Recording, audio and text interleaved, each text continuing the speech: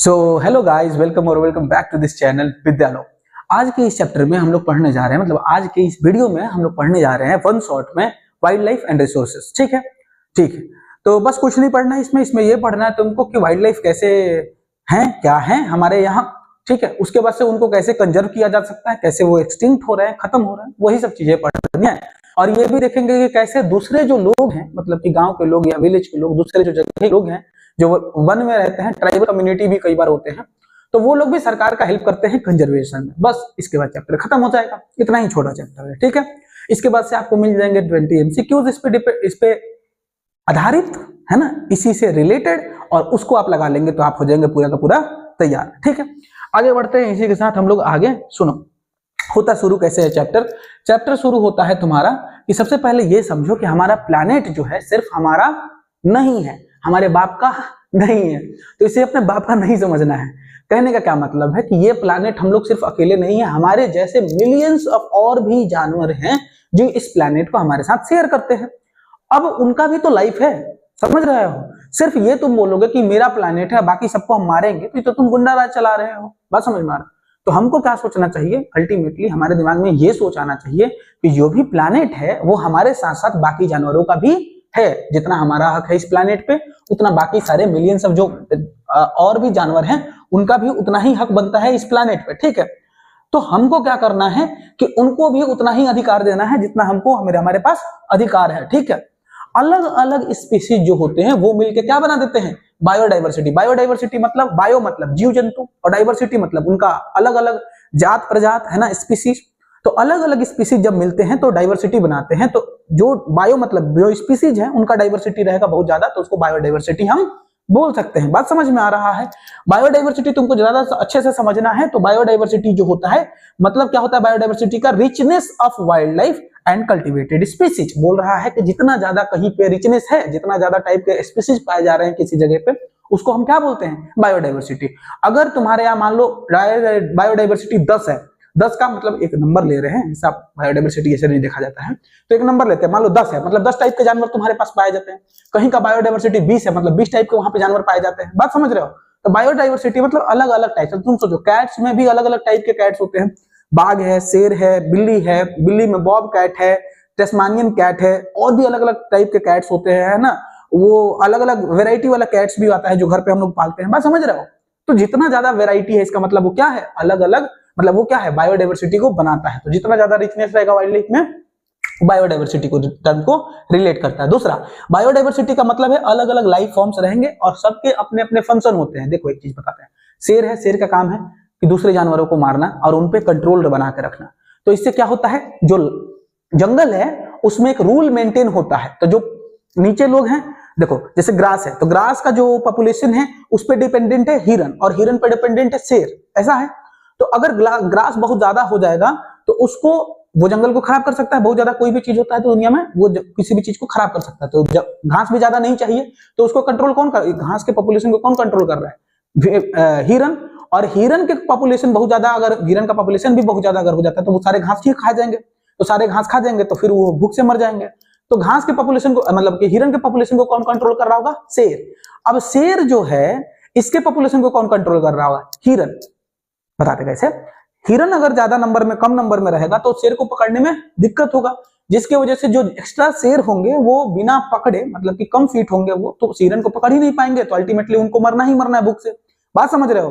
तो ये सब आपस में एक दूसरे को चेक एंड बैलेंस कर रहे होते हैं। तो इसको चेक एंड बैलेंस सिस्टम तुम बोल सकते हो, इकोसिस्टम को। समझ में आया। तो हो क्या रहा होता है, बायोडाइवर्सिटी में सब लोग अपना अपना फंक्शन करते हैं और इनके अपने अपने फंक्शन की वजह से बायोडाइवर्सिटी जो होता है वो क्या होता है, मेंटेन होता है। बायोडाइवर्सिटी जो होता है बैलेंस्ड होता है, नहीं तो अनबैलेंस हो जाएगा। अगर किसी जानवर को तुम मारने लगे, तुम बताओ, तुम क्या उनके फूड चेन में आते हो, नहीं आते हो। तुम जाकर शेर को गोली मारना शुरू कर दिया हंटिंग के लिए, क्या ये सही था, बायोडाइवर्सिटी मेंटेन हो रहा है इससे, नहीं हो रहा है। अगर तुम्हारे फूड चेन में शेर आता तब मारते, कोई दिक्कत नहीं है।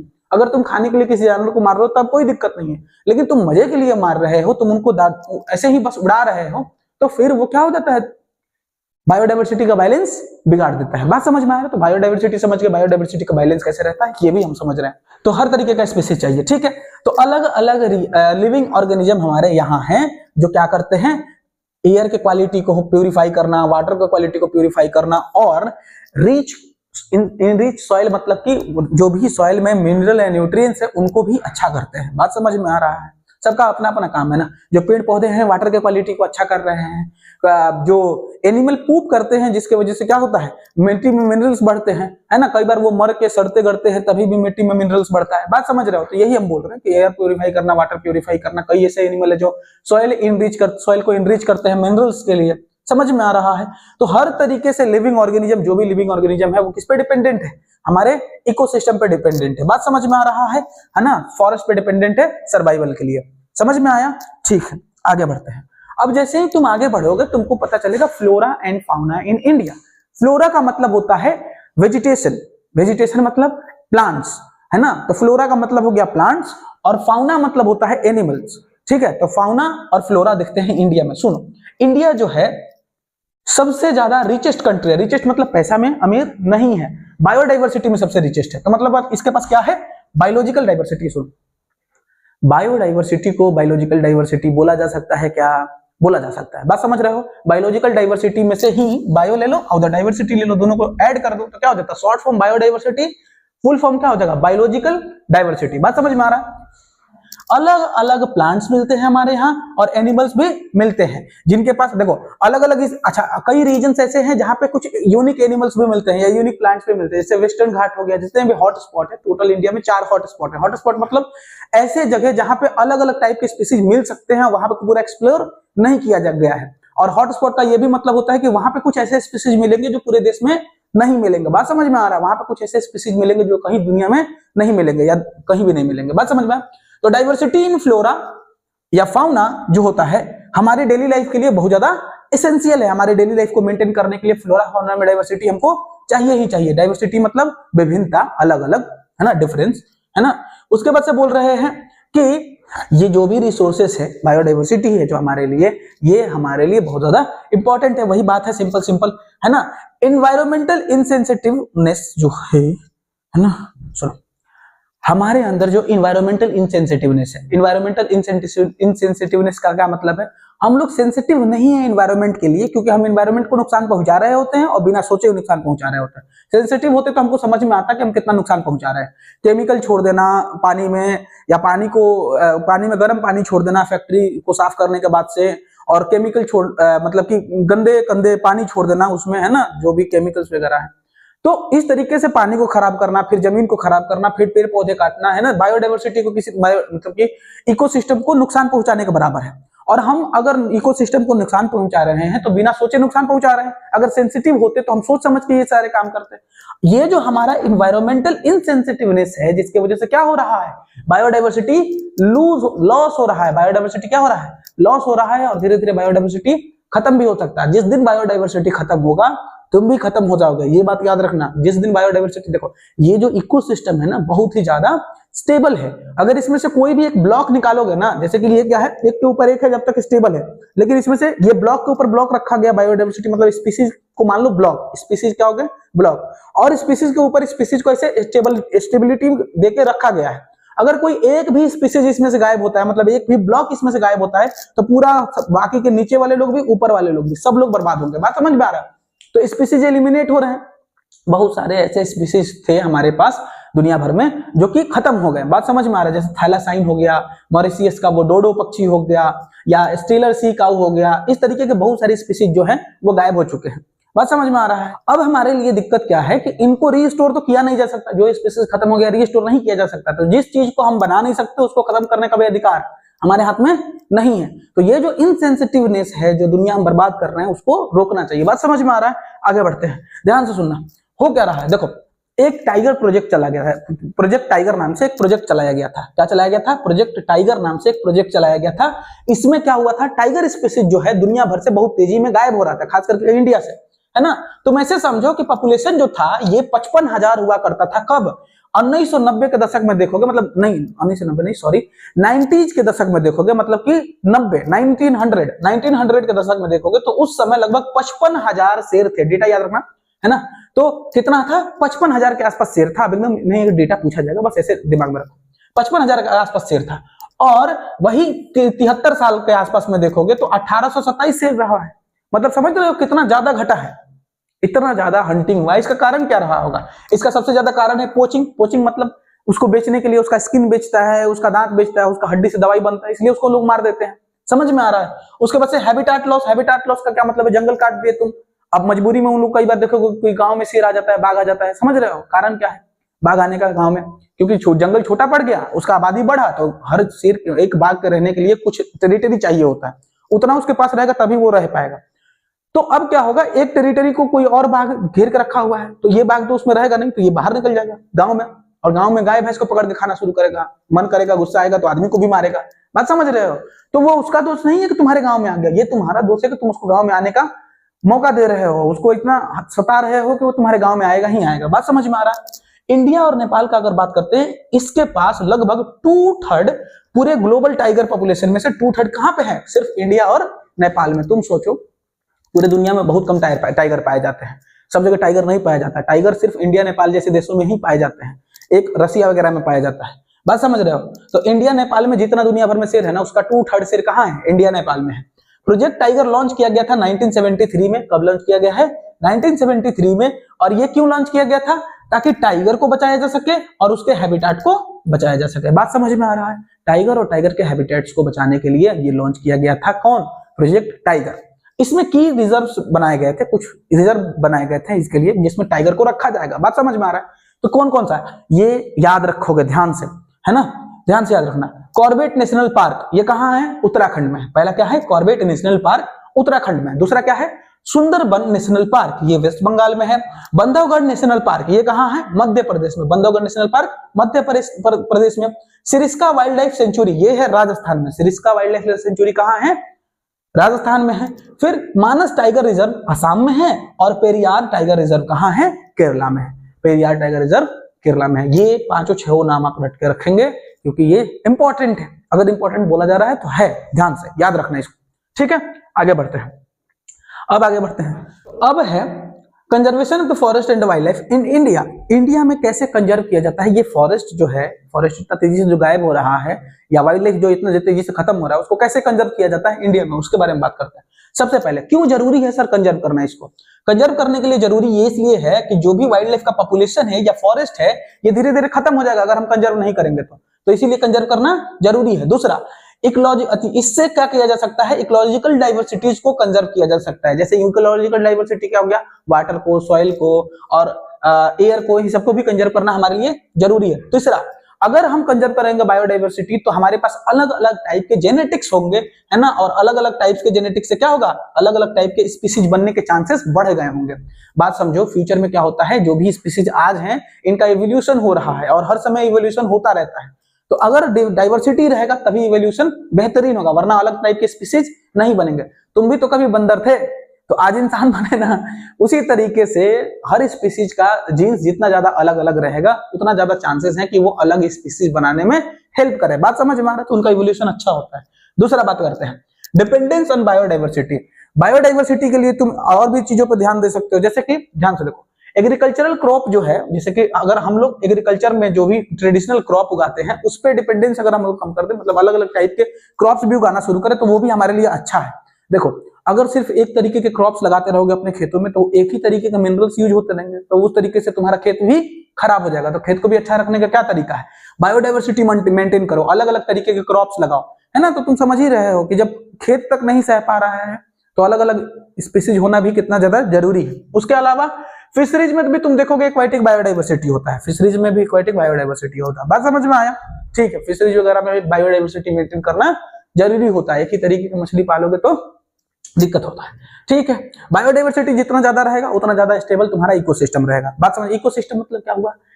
देखो, तुम एक जगह पे रह रहे हो, अपना फंक्शन कर रहे हो। इकोसिस्टम क्या है? एक ऐसा जगह है जहां पे कोई जानवर रहता है, वहां पे अपना सारा लाइफ प्रोसेस करता है और वहीं पे मर जाता है। बात समझ में आ रहा है? तो उसको बोलते हैं इकोसिस्टम। कहने का क्या मतलब होता है? जंगल क्या हो गया? एक इकोसिस्टम हो गया जहां पे क्या कर रहा है, इकोसिस्टम ऐसा है जिसमें शेर के लिए वो अच्छा है। तो शेर क्या करेगा? वहां रहेगा, रिप्रोड्यूस करेगा, शिकार करेगा, खाएगा, पिएगा, ठीक है, बच्चे पैदा करेगा और लास्ट में मर जाएगा। यही तो है। तो उसी को इकोसिस्टम बोलते हैं। बात समझ में आया? और उसमें बाकी भी जानवर रह रहे होंगे, ऐसा थोड़ी अकेले शेर रह रहा होगा, बाकी जानवर भी रह रहे होंगे, ये सब मिलकर क्या बना रहे होंगे, एक इकोसिस्टम बना रहे होंगे। ठीक है, इंडिया में वाइल्ड लाइफ प्रोटेक्शन एक्ट चालू होता है, ये रखोगे याद, सुनो ध्यान से। India wild life protection act कब लगता है, 1972 में, रट कर रखोगे, एमसीक्यू पक्का आएगा, ध्यान से। उसके बाद से क्या है, इसमें बोला गया था कि हम लोग क्या करेंगे, कुछ चीजों को प्रोटेक्ट करेंगे, जैसे हैबिटेट लॉस जो हो रहा है उसको प्रोटेक्ट करेंगे हम लोग, ठीक। उसके अलावा क्या करेंगे, हंटिंग वगैरह को बैन कर देंगे। कारण क्या है, हंटिंग की वजह से ज्यादातर जानवर खत्म हो रहे हैं, है ना, तो हंटिंग वगैरह बैन हो जाएगा अब, ठीक। तो यहां से हंटिंग वगैरह बैन कर दिया गया। उसके बाद से बोला गया कि कुछ स्पीसीज का लिस्ट निकाला जा रहा है, ये स्पीसीज प्रोटेक्टेड होंगे, इन स्पीसीज को कोई मार नहीं सकता है। समझ में आया, तो कुछ स्पीसीज का लिस्ट भी दिया गया इसमें कि इन स्पीसीज को अगर आप मारते हैं तो आपको ये सारी सजाएं हो सकती हैं। बात समझ रहे हो, कोबरा ओबरा जैसे मार नहीं सकते हो तुम, अभी समझ रहे हो, छू भी दिए मार भी दिए तो 6 महीने खटाक से जेल कर देगा वो, समझ लेना, ठीक है। तो उसके बाद से वाइल्ड लाइफ के ट्रेड्स बंद किए जा रहे हैं। अगर आपको पाया गया कि आप हाथी के दांत जो है उसका ट्रेड कर रहे हैं, या बाघ का स्किन हो गया, दांत हो गया, या हड्डी हो गया, कुछ भी आप कर रहे हैं, ऐसा पाया जाता है आपके साथ, तो कुछ भी हो सकता है आपके साथ, समझ लो। एक आदमी को मारने वाला भी उस पर तुमको मर्डर का केस लगा देगा सीधा, इतना खतरनाक होता है, उससे भी ज्यादा लगा सकता है, समझ लो। आदमी मार दोगे तो इतना टेंशन नहीं है जितना जानवर मार दोगे तो टेंशन है, समझ रहे हो बात। तो ये सब जरूरी था। हालांकि कंजर्वेशन प्रोजेक्ट क्या है, कंजर्वेशन प्रोजेक्ट में बोला गया था कि कुछ स्पीसीज को हम एक्स्ट्रा कंजर्व करेंगे। इसमें रट के रखोगे कि क्या क्या दिया गया, 3 चीजें रट के रखोगे। पहला, टाइगर को देखो, ऐसे याद रखो, टाइगर और हॉर्न राइनोसोरस। देखो, हॉर्न राइनोसोरस दुनिया में कहीं नहीं मिलता है, इंडिया में मैक्सिमम मिलता है और बाकी जगह बहुत कम मिलता है। इंडिया नेपाल वगैरह में तुम देखोगे तो हॉर्न राइनोसोरस मिलता है, उसको इंडियन राइनोसोरस भी बोलते हैं। हॉर्न राइनोसोरस का स्पेशल नाम क्या है, इंडियन राइनोसोरस। तो इंडियन राइनोसोरस मिलता है। कश्मीर स्टैग जो होता है, हंगुल होता है, कश्मीर स्टैग बड़ा सा होगा, उसका मतलब हिरन जैसा ही होता है और सिंग बहुत ज्यादा निकला होता है ना, उसको कश्मीर स्टैग बोलते हैं, ठीक। तो कश्मीर स्टैग जिसको हंगुल बोलते हैं। क्रोकोडाइल में 3 स्पीसीज को बोला गया था, तीनों स्पीसीज को रखना है हमको। क्रोकोडाइल में जैसे फ्रेश वाटर हो गया, सॉल्ट वाटर हो गया, घड़ियाल हो गया, इन तीनों को क्या करना है, प्रोटेक्ट करके रखना है। और एशियाटिक लाइन है ना, एस्थेटिक नहीं है, एशियाटिक है जेनजी एशियाटिक लाइन है, Indian elephant, black buck. Black buck क्या होता है, चिंकारा। ब्लैक बक मतलब बिश्नोई समाज इसका करता है ना, समझ रहे हो। तो इसका जो प्रोटेक्शन है बिश्नोई समाज करता है, सलमान भाई फंस गए थे, है ना, ब्लैक बक, ठीक है। उसके बाद से ग्रेट इंडियन बस्टर्ड, ये बड़ा सा एक भैंस होता है, ग्रेट इंडियन बस्टर्ड, ठीक है। और उसके बाद से स्नो लियोपार्ड। इन सबको हमको बचाना है, इन सबको कंजर्व करना है। ये सब लिस्ट है जो कि इंडियन वाइल्ड लाइफ एक्ट जो कि 1972 में पास हुआ था, उसके दौरान हमको इन सब जानवर को बचाने के लिए बोला गया था। बात समझ में आ रहा है, तो इनका कंजर्वेशन हम करते हैं। ये सारे तुमको रटा हुआ होना चाहिए, बात समझ में आ रहा है, ठीक है। बोर्ड पे वही चीजें लिखी गई हैं जो सबसे ज्यादा इंपॉर्टेंट है, तो रट के रखना, ठीक। आगे बढ़ते हैं, ध्यान से देखो। कंजर्वेशन में लास्ट पॉइंट ये पढ़ना है कि बायोडाइवर्सिटी पे फोकस कैसे करें। सुनो, कंजर्वेशन जो है ये और भी चीजों को मतलब देखो, पहले नहीं था, पहले इंसेक्ट को बचाने के लिए नहीं कहा गया था, बाद में इंसेक्ट को बचाने के लिए भी कहा गया। जैसे कि कौन कौन सा, जैसे कि बटरफ्लाई हो गया इंसेक्ट में, मॉथ हो गया। अच्छा, कुछ ही बटरफ्लाई, सब बटरफ्लाई देख रहे हो आजकल कितना कम हो गया। जैसे कि हम लोग जब बच्चे थे तो बहुत ज्यादा बटरफ्लाई के साथ खेलते थे, अभी एक भी बटरफ्लाई नहीं दिखता है। तुम लोग तो खेले भी नहीं हो बटरफ्लाई के साथ, है ना। अब तुम लोग कहीं पढ़ते पढ़ते बूढ़ा हो गया होगा तो खेला होगा, है ना। बाकी सुनो, बटरफ्लाई, मॉथ हो गया, बीटल हो गए, ड्रैगन फ्लाई हो गया, बाद में इनको भी ऐड कर दिया गया कंजर्वेशन के लिए। और क्या हुआ, यही एक 1980 में और 1986 में दोबारा अमेंड किया जाता है, मतलब चेंज किया जाता है उसमें, और बोला जाता है कि वाइल्ड लाइफ एक्ट में अब हम लोग क्या करेंगे, इंसेक्ट्स को भी ऐड कर रहे हैं। बात समझ में आया, प्रोटेक्टेड लिस्ट, प्रोटेक्शन लिस्ट में इनको भी बाद में ऐड कर दिया गया, ठीक है। आगे देखो, 1991 में क्या बोला जाता है कि प्लांट्स को भी ऐड किया जाएगा। क्या किया जाएगा, प्लांट्स को भी ऐड किया जाएगा। शुरू में सिर्फ 6 प्लांट के स्पीशीज को रखा गया था। ये सब डेटा बेस्ड है और डेटा बेस्ड आपको आएगा तो रट के रखिएगा। क्या है, 1973 में लागू हुआ तुम्हारा wild life protection act, sorry गलती हो गया, 92 था, 1972, हाँ, तो 1972 में लगा था। 1972 के बाद से क्या होता है, उसके बाद से 1980 और 1986 में इंसेक्ट्स को भी ऐड कर दिया जाता है और 1991 में प्लांट्स को भी ऐड कर दिया जाता है। याद हुआ गया क्या, चलो आगे बढ़ते हैं। अब देखो ध्यान से, अब क्या आ जाता है, फॉरेस्ट कितने टाइप्स के होते हैं और कैसे उनका डिस्ट्रीब्यूशन है देखते हैं, मतलब किस किस जगह पे पाया जाता है, कैसा कैसा फॉरेस्ट होता है ये देखेंगे हम लोग, ठीक। सुनो, तो होता क्या है, forest and wild life resources जो होते हैं इनको मैनेज किया जाता है सरकार की तरफ से। बात समझ में आया, कौन मैनेज करता है इनको, गवर्नमेंट मैनेज करता है। अब मैनेज करने के लिए फॉरेस्ट डिपार्टमेंट होता है, तुमको भी मालूम है। कौन मैनेज करता है इनको, फॉरेस्ट डिपार्टमेंट मैनेज करता है, ठीक। ठीक है, तो इनको मैनेज कौन किया? Forest department. अब बोल रहे हैं 3 क्लासेस में इनको डिवाइड किया गया है। कितने क्लासेस में? 3 क्लासेस में। पहला याद रखोगे, पहला क्या है? रिजर्व, दूसरा प्रोटेक्टेड और तीसरा अनक्लास्ड। याद रहेगा तीन को। क्या क्या है? 3 टाइप के फॉरेस्ट बनाए गए हैं। पहला रिजर्व है, दूसरा प्रोटेक्टेड है, तीसरा अनक्लास्ड है। सुनो, रिजर्व फॉरेस्ट क्या होता है? रिजर्व फॉरेस्ट जो होता है ये टोटल लैंड के हाफ ऑफ द फॉरेस्ट को क्या बोल दिया गया है? ये रिजर्व रहेंगे। टोटल फॉरेस्ट जितने भी हैं उनके हाफ फॉरेस्ट को हम लोग क्या कर दिए हैं? रिजर्व कर दिया गया है, रिजर्व कर दिया गया है। ठीक है, उसके बाद देखो ज्यादातर जो भी उसमें वैल्यूएबल चीजें हैं, जो भी वैल्यूएबल चीजें हैं उनको कंजर्व करने के पर्पज से हम लोग क्या किए हैं? उसको रिजर्व किए हैं। बात समझ में आ रहा है? वैल्यूएबल चीजों को कंजर्व करने के लिए रिजर्व किया गया है। ठीक है, ये भी समझ में आ रहा है। अब आ जाता है प्रोटेक्टेड फॉरेस्ट। क्या होता है सर? पूरा फॉरेस्ट जो है उसका 1/3 को क्या कर दिया गया है? प्रोटेक्टेड फॉरेस्ट वाले लिस्ट में डाल दिया गया है, ताकि उनका फर्दर डिप्लीशन रोका जा सके, ताकि उनका फर्दर डिप्लीशन क्या कर दिया जा सके? रोका जा सके। ठीक है, अनक्लास फॉरेस्ट क्या है? अनक्लास फॉरेस्ट में आता है फॉरेस्ट जैसे कि जो दूसरे फॉरेस्ट जो बच गए हैं, है ना, उसके अलावा वेस्टलैंड भी उसी में आता है, अनक्लास में। समझ में आ रहा है? इसमें कई बार तुमको देखोगे कि अनक्लास फॉरेस्ट जो होता है कई बार गवर्नमेंट के हाथ में होता है, कई बार प्राइवेट इंडिविजुअल के हाथ में होता है, कई बार कम्युनिटी के हाथ में भी होता है। तो अनक्लास फॉरेस्ट पता नहीं किसके हाथ में रहता है, कोई नहीं जानता है। कभी कभी वो गवर्नमेंट के हाथ में हो सकता है, कभी कभी इंडिविजुअल के हाथ में हो सकता है, कभी कभी वो कम्युनिटी के हाथ में हो सकता है। बात समझ में आ रहा है? तो कैसा भी हो सकता है। ठीक है, ये 3 टाइप के मेजर फॉरेस्ट है, तुमको रट के रखना है। समझ में आया? आगे बढ़ते हैं, आगे बढ़। तो आगे क्या है? अब हम बात करते हैं रिजर्व फॉरेस्ट और प्रोटेक्टेड फॉरेस्ट। दोनों फॉरेस्ट जो हैं इनको मेंटेन किया जाता है किसके लिए? टिम्बर प्रोडक्शन और प्रोटेक्शन के लिए। किसके लिए? टिम्बर प्रोडक्शन और प्रोटेक्शन के लिए किसको रखा गया है? रिजर्व फॉरेस्ट को और प्रोटेक्टेड फॉरेस्ट को। मध्य प्रदेश जो स्टेट है इसका सबसे बड़ा जो एरिया है, लगभग कितना? 75% उसका क्या है? फॉरेस्ट है। बात समझ में आ रहा है? कितना है? 75% फॉरेस्ट है। मध्य प्रदेश जो है उसमें सबसे ज्यादा परमानेंट फॉरेस्ट आता है। परमानेंट फॉरेस्ट के अंदर 2 फॉरेस्ट आते हैं। देखो, परमानेंट फॉरेस्ट मतलब 2 फॉरेस्ट। कौन कौन सा? एक रिजर्व फॉरेस्ट, एक प्रोटेक्टेड फॉरेस्ट। दोनों को क्या बोला जाता है? Permanent forest. ठीक है, तो परमानेंट फॉरेस्ट सबसे ज्यादा कहां पर पाया जाता है सर? मध्य प्रदेश में। कितना पाया जाता है? 75%। रट के रखोगे, कितना आता है? 75%। ठीक है, स्टेट वाइज डिस्ट्रीब्यूशन पढ़ लेते हैं बस। ठीक है, स्टेट वाइज डिस्ट्रीब्यूशन। सुनो, रिजर्व फॉरेस्ट कहां कहां पे मिलते हैं, कहां देखते हैं। सुनो, सबसे पहले जम्मू कश्मीर में मिलता है, आंध्र प्रदेश में मिलता है, उत्तराखंड में मिलता है, केरला, तमिलनाडु, वेस्ट बंगाल और महाराष्ट्र। ये कहां क्या हो गया? रिजर्व फॉरेस्ट हो गया। प्रोटेक्टेड फॉरेस्ट मिलता है बिहार में, हरियाणा में, पंजाब में, हिमाचल प्रदेश में, उड़ीसा में और राजस्थान में मिलता है। अनक्लास फॉरेस्ट कहां पे मिलता है? हम पढ़ के ही निकल सकते हैं, तुमको ही रटना पड़ेगा। कम से कम 2 या 3 नाम इसमें से रट लोगे, काम बन जाएगा। तुमको पूरा रटने की जरूरत नहीं है। तुम तो ये करो कि तीनों कॉमन नाम कुछ याद कर लो, ताकि तुमको क्या होगा? तीनों में छिपटोगे। बात समझ में आ रहा है? तो ऐसा कुछ याद कर लो। हालांकि तुमको 2 या 3 नाम सबसे याद होना चाहिए स्टेट का भी। अनक्लास फॉरेस्ट का बात करते हैं। ये प्रीडोमिनेंटली तुमको नॉर्थ ईस्टर्न स्टेट में दिख जाएगा। नॉर्थ ईस्टर्न स्टेट मतलब गुजरात हो गया, गुजरात के कुछ पार्ट में, और जनरली तुमको ये गुजरात का ही नाम दिया हुआ है कि गुजरात में तुमको मिल जाएगा। इनको कौन, अनक्लास फॉरेस्ट को कौन मेंटेन करता है सर? गुजरात वगैरह के आसपास में, वहां पे जो लोकल कम्युनिटी वगैरह है वो लोग मेंटेन करते हैं इसको, अनक्लास फॉरेस्ट को। ठीक है, बात समझ में आ रहा है? ठीक है, अब आगे बढ़ते हैं।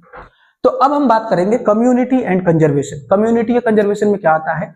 कुछ कम्युनिटी होती हैं इंडिया में खास करके, वो वाइल्ड लाइफ को कंजर्व करने में सरकार का हेल्प करती हैं।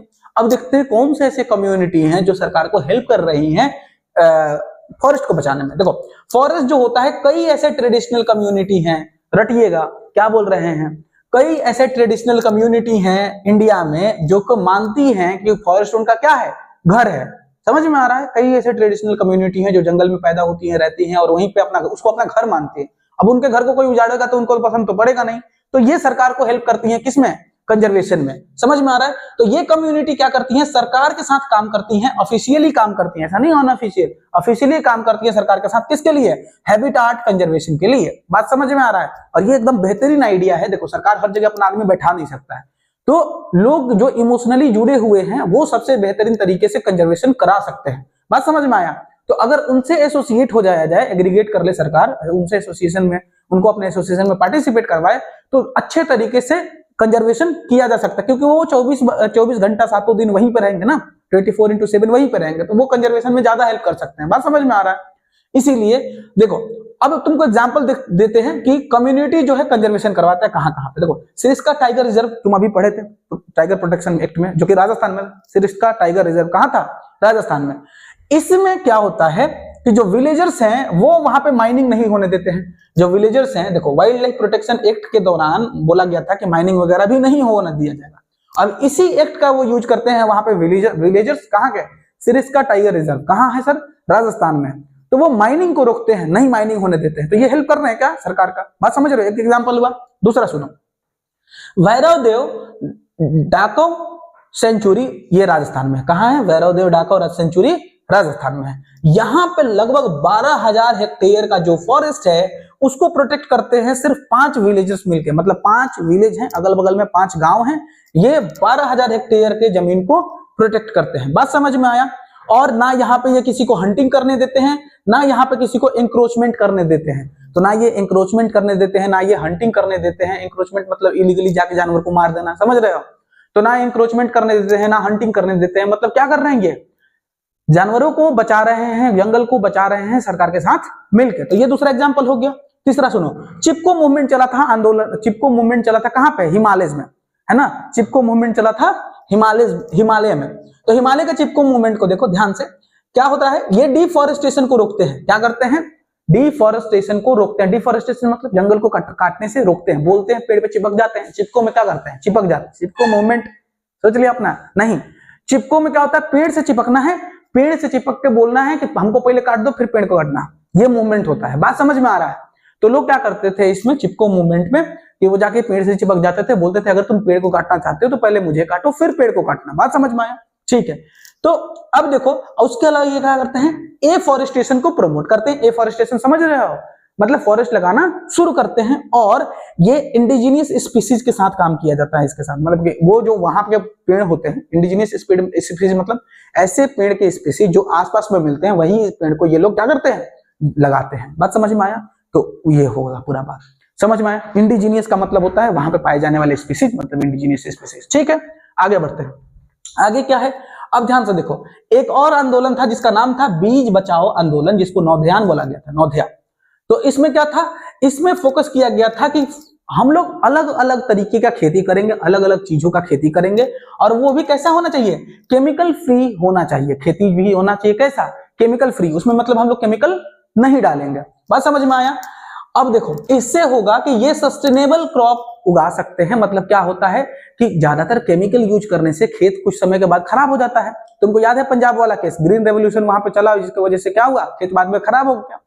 तो वही वाला बात है कि यहाँ पे तुम अगर वैरायटी ऑफ क्रॉप्स लगाते हो तो तुम्हारा जो है खेत बहुत दिनों तक बचा रहेगा, और ये सस्टेनेबल क्रॉप प्रोडक्शन होगा। सस्टेनेबल क्रॉप प्रोडक्शन मतलब आप कई सालों तक क्रॉप प्रोडक्शन करते रहेंगे, खेत कभी खराब नहीं होगा। बात समझ में आ रहा है। अब आते हैं एक ज्वाइंट फॉरेस्ट मैनेजमेंट। इसमें क्या होता है, ज्वाइंट फॉरेस्ट मैनेजमेंट जो होता है लॉन्च किया जाता है 1988 में। कब लॉन्च किया जाता है, 1988 में। इसको फर्स्ट टाइम इंप्लीमेंट किया गया था कहां पे, उड़ीसा में। कहां इंप्लीमेंट किया गया था, उड़ीसा में। वहां पे जो लोकल इंस्टीट्यूशन थे उनको बोला गया था कि जो डिग्रेडेड फॉरेस्ट है, जो फॉरेस्ट डिग्रेड हो रहे हैं, इनको बचाया जाए। समझ में आ रहा है, इनको बचाया जाए। और किसके हेल्प से बचाया जाएगा सर, यहाँ पे जो फॉरेस्ट डिपार्टमेंट है वो हेल्प करेगा, जो भी फॉरेस्ट खराब हो रहा है उसको हेल्प करेगा फॉरेस्ट डिपार्टमेंट बचाने के लिए।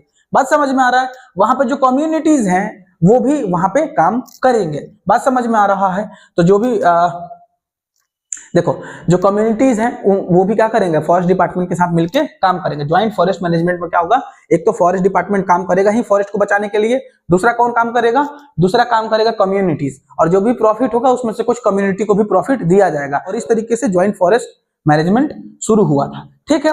की लेसन क्या है, इन सब चीजों से आप क्या सीखे हैं अभी तक, है ना, जो भी आप चीजें पढ़े हैं इन सब चीजों से पढ़े हैं कि क्या होता है कि जो लोकल कम्युनिटी है अगर वो साथ दें तो ज्यादा अच्छे से रिसोर्सेज को मैनेज किया जा सकता है, जंगल वाले के रिसोर्सेज को ज्यादा अच्छे से मैनेज किया जा सकता है। दूसरा क्या सीखे हो, इकोनॉमिक एक्टिविटी जो भी होंगे यहाँ पे वो पीपल सेंट्रिक होना चाहिए। पीपल सेंट्रिक मतलब लोगों के हित में होना चाहिए, और एनवायरमेंटल फ्रेंडली होना चाहिए, मतलब जो भी तुम करोगे वो इन्वायरमेंटली फ्रेंडली होना चाहिए, मतलब इन्वायरमेंट को नुकसान नहीं पहुंचाने वाला होना चाहिए। और लास्ट इकोनॉमिकली सस्टेनेबल होना चाहिए। तो जो भी इकोनॉमिक एक्टिविटी, देखो जो भी इकोनॉमिक एक्टिविटीज किए जा रहे हैं उसका गुण क्या होना चाहिए, पीपल सेंट्रिक होना चाहिए, इन्वायरमेंटल फ्रेंडली होना चाहिए, इकोनॉमिक सस्टेनेबल होना चाहिए। ये सब चीजें हम लोग अभी तक सीखे हैं। इन सब चीजों से बात समझ में आ रहा है, ठीक है। तो यह कहने का क्या मतलब है, अगर सरकार मिलके काम करती है गांव वालों के साथ या वहां पे आसपास रहने वाले ट्राइबल कम्युनिटी के साथ, तो वो ज्यादा हेल्प कर देते हैं सरकार को, पैसा भी कम खर्च होता है, लोगों का हित भी हो जाता है, देश का भी भला होता है।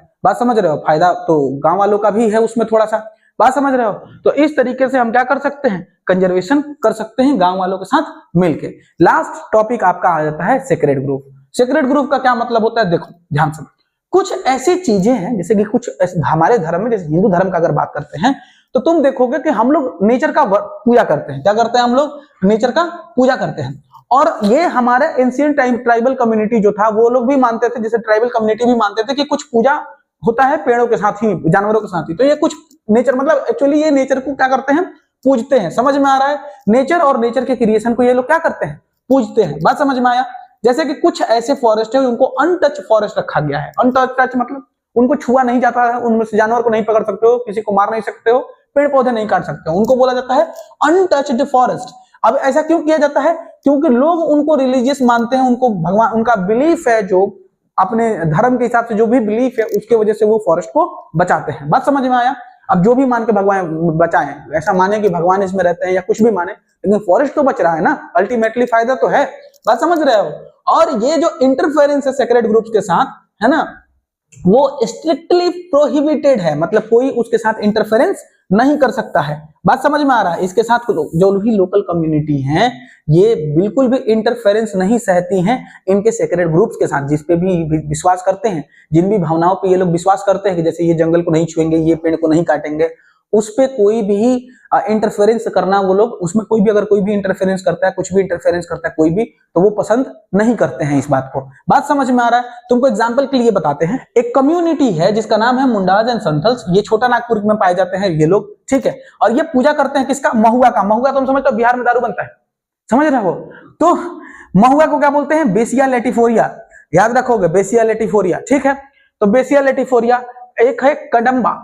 कडम्बा जो है ये कहां पे, इसका क्या नाम है, कडम्बा देखो कडम्बा नाम है पेड़ का, उसका पूजा करते हैं ये लोग, और उसका साइंटिफिक नेम दिया है। ये नहीं सोचोगे बेसिया लेटिफोरिया क्या है, साइंटिफिक नेम है उसका। ये कडम्बा का साइंटिफिक नेम होता है एंथोसेफेलस कडम्बा। एंथोसेफेलस कडम्बा, क्या नाम है, एंथोसेफेलस कडम्बा। अब तुम बोलने में तुमको दिक्कत हो रहा होगा, कारण तुम बायोलॉजी 12th में नहीं लिए थे, 11th में अपन लिया था, तो अपन को आता है इनबिल्ट, ठीक है। अभी सुनना, उड़ीसा जो है, उड़ीसा के जो ट्राइबल कम्युनिटी है या बिहार के जो ट्राइबल कम्युनिटी है वो लोगों के बारे में बात करते हैं। ये लोग पूजा करते हैं टेरामिंड्स का। टेरामिंड का नाम होता है टेरामिंडस इंडिका। क्या नाम होता है, टेरामिंडस इंडिका। और मैंगो का तो हम लोग यूज करते हैं, मतलब बिहार वाले पूजा पाठ में भी यूज करते हैं। पूजा पाठ होगा तो बिना उसका कलश लगाए होगा ही नहीं पूजा पाठ, तो मैंगो का यूज भी करते हैं। मैंगो का साइंटिफिक नेम है मैंजीफेरा इंडिका। बात समझ में आया, ठीक है। आगे बढ़ते हैं। तो ये शादी विवाह में भी यूज किया जाता है। पीपल और बनियान ट्री का बात करते हैं। पीपल और बनियान ट्री का तो पूरे देश भर में पूजा करता है हिंदू। बात समझ में आ रहा है।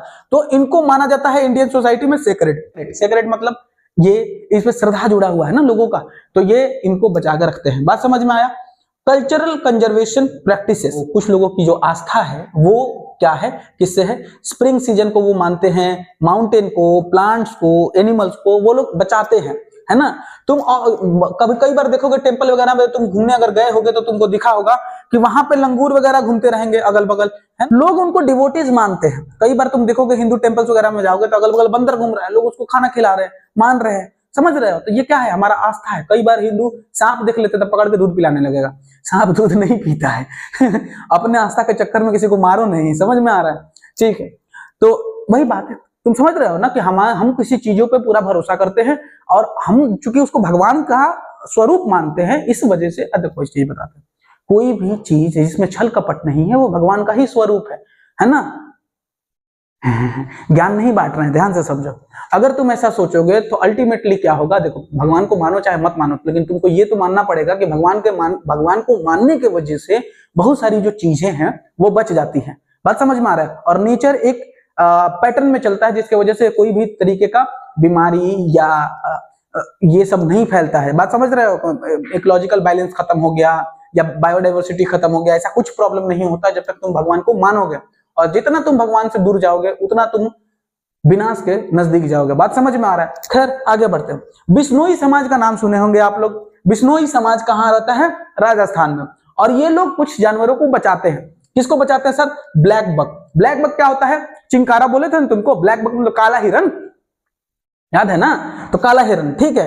अब चिंकारा, उसके बाद से नीलगाय को बचाते हैं, पीकॉक को बचाते हैं। तो इन सारी चीजों को ये लोग क्या करते हैं? बचाते हैं, क्योंकि ये लोग उसमें अपने भगवान को देखते हैं। समझ में आ रहा है? ये लोग पूजा पाठ करते हैं इन जानवरों का।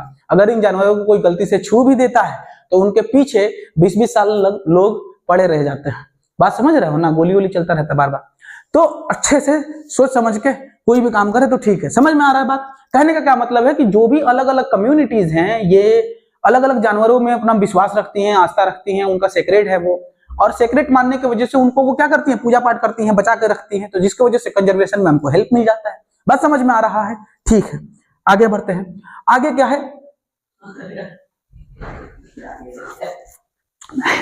हाँ, अब आगे ये आपको थैंक यू बोला जाता है। इसी तरीके से आपका चैप्टर खत्म होता है और अगले वीडियो में आइएगा फिर। इस वीडियो में तो अब हम लोग जा रहे हैं, बड़ा दुख हो रहा है, लेकिन मिलेंगे हम आपसे अगली वीडियो में। ठीक है, ठीक है। Thank you for watching the video. Meet you in the next video. Bye.